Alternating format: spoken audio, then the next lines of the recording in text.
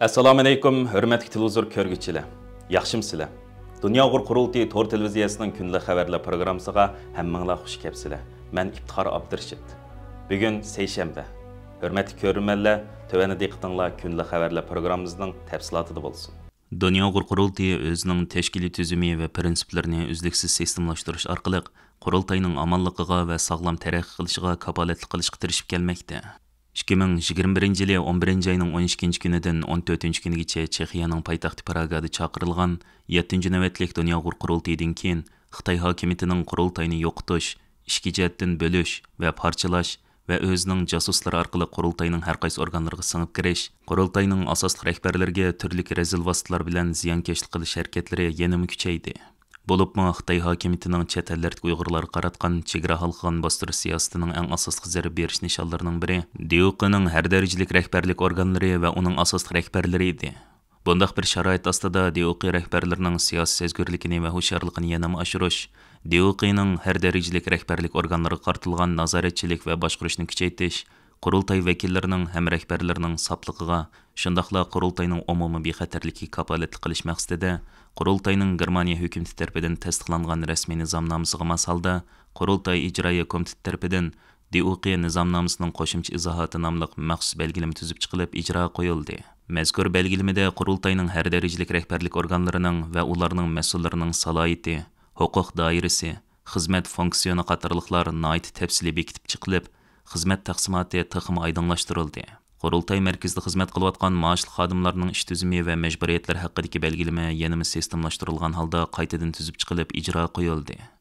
Qurultay vakillarining va rahbarlarining sog'ligiga va qurultayning omonligiga kafolatlik qilish maqsadida DUQ vakil nomzodlariga qo'yiladigan shartlar, DUQ rahbar nomzodlariga qo'yiladigan shartlar nomli ayrim ikki belgilama tuzib chiqilib, nomzodlarga qo'yiladigan talab yanada oshirildi. Qurultay rahbarlari ham qurultay vakillarining amal qilishiga tegishli 19 moddalik DUQ rahbarlarining tashkiliy nizomi va 17 moddalik DUQ vakillarining tashkiliy nizomi nomli ayrim ikki nizom tuzib chiqildi.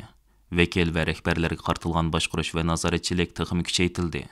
Yuqorqi nizom, belgilama va prinsiplar Dunyo qurultiyi ijroiya komitetining tasdiqidan o'tkazilgandan keyin qurultay taftish hay'ati va qurultay ichki ishlar komiteti mazkur hujjatlarga tayangan asosda vakil va rahbarlarga qaratilgan boshqarish va nazoratchilikni texmi kuchaytdi.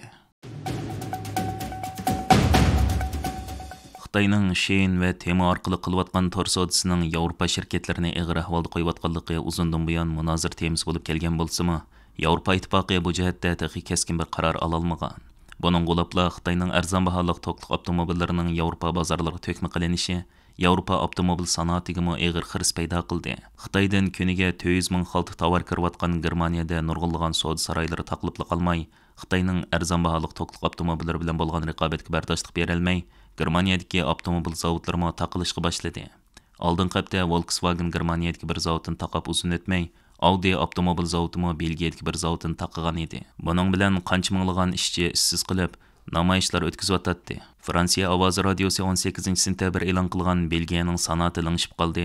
Bizni Xitoylar yevatdi nomli xabarda bayon qilishicha, oldingi kunlari Belgiyada namoyishlar olib berilgan. Belgiyadagi ko'plagan zavodlar orqa-orqadan taqilib, nurg'unlagan kishilar xizmat o'rnidan ayrilib qolgan. Bu krizisni Xitoyning arzon baholiq tovarlari keltirib chiqargan bo'lg'achqa, kishilar bizni Xitoylar yevatdi deyishgan. Dunyo qurultiyining bayonotchisi, qurultay berlinish xonasining direktori G'ayur Qurbon apandimning bildirishicha, Yevropa sanoatini yevitib borgan Xitoyning bu arzon baholiq mollari Uyg'ur majburiy amkining mas'ullari bo'lib, Yevropa ittifoqining Xitoyning Uyg'ur majburiy amkiga chetildigan bu tovarlarni cheklashda unumli bir tadbir qo'llanmaslikdek bu bo'shanligi Uyg'ur majburiy amkining davomlashishiga turtki bo'lib qolmoqda ekan. Xabarda ma'lum bo'lishicha, bu yil kirgandan buyon 4-oyda Belgiyaning Optus zavodi, 6-oyda to'qimachilik va ximiyalik buyumlar guruhining 2 zavodi, 9-oyda dunyodagi eng chong shokolad zavodi hamda an'anaviy aynak zavodlari orqa-orqadan taqilib qilib, 10 minglagan odam ishsiz qolgan. Buningga egishib, Belgiyaning oldingi qatoridagi boshqa shirkatlar Xitoyga yeyilib ketishga boshlagan. Germaniya matbuotlaridagi xabarlardan ma'lum bo'lishicha, uzun yillardan buyon Uyg'ur majburiy amki bilan chetishlik deb aylanib kelayotgan dunyodagi eng chong avtomobil sanoati guruhi bo'lgan Volkswagen Xitoyga yeyilib ketish sababidan asldagi 1-o'rindan hozir 3-o'ringa tushib qolgan. Xitoyning BYD qatorliq to'qliq avtomobillari 1-o'rinni egallagan. Өткен hafta Amerika Dövlət Məclisində ötküzülgən Xitay həftəlik yığında Xitayğa münasibətli köplügən qanun layihələrinin Avam Palatası tərəfindən ma'qullanishi diqqət qozğamoqda. Amerika Xitay rəqabati alayda komitetining X hesabida bergan uchuriga asoslanganda, Amerika Dövlət Məclisi ötken bir hafta ichida Xitayning tehdidiga qarshi 25 qanun layihəsini ma'qullagan bo'lib, ular biologiyalik xavfsizlik qanun layihəsi, Xitayning odamsiz uçqularga qarshi turish qanun layihəsi, chet elning raqobatchi batareyasiga tayinib qilishdan qutulish qanun layihəsi, Amerikaning yezigilikni chet elliklarning buzg'unchiligidan qo'g'dash qonun loyihasi, Ona vatan xavfsizlik ministrligining Kungzi instituti va Xitoy shirkatlarini cheklash qonun loyihasi, Amerikaning tokliq avtomobil sohasini Xitoyning monopol qilib olishdan saqlanish qonun loyihasi qatorli qonun loyihalarini o'z ichiga oladi ekan. Ma'lum bo'lishicha, Amerika Davlat Majlisi Amerika Xitoy raqobati alayda komiteti raisi John Moliner bu qatimqi Xitoy haftalikini tashabbus qilgan shaxs bo'lib, ovoz qo'yilgan bu qonun loyihalarining ko'pinchisi mazkur komitet 2023 yil bergan taklifga munosabatli qonun loyihalari ekan.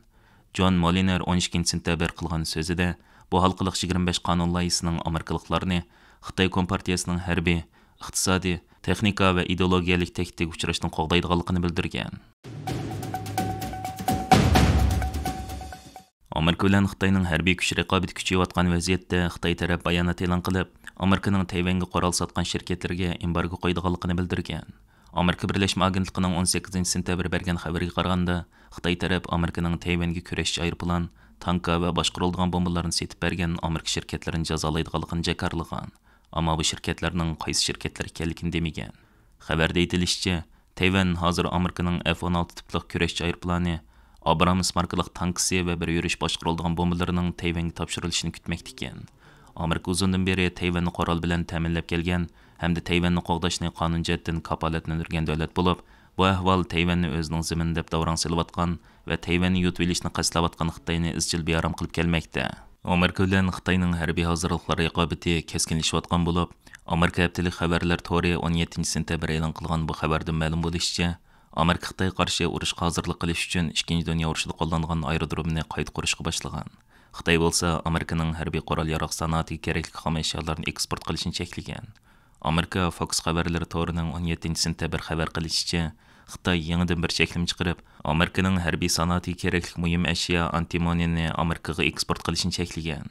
Amerika yillardan beri Xitoyning harbiy sanoat texnikasini cheklash uchun Xitoyga mikro'zak setishni dunyo miqyosida cheklagan bo'lsa, Uyg'ur majburiy emkining oldini olish qonunini ijro qilish orqali Xitoy iqtisodiga zarb berib kelgan edi. Xitoy buning qarta o'chilish xarakterlik tadbirlarni yo'l qo'ygan bo'lsa-mu, ko'zlagan nishoniga yetolmayotganligi ma'lum. Hörmətli ko'rurmanlar, yuqorida diqqətinizə kunlik xəbərdə proqramımızın təfsilatını sunduq. Kelər qitimliq sanımızgacha ko'rishgacha aman bo'lgaysizlar. Stansiyamızın YouTube kanalına a'zo bo'lishni unutmang. Xayr xo'sh.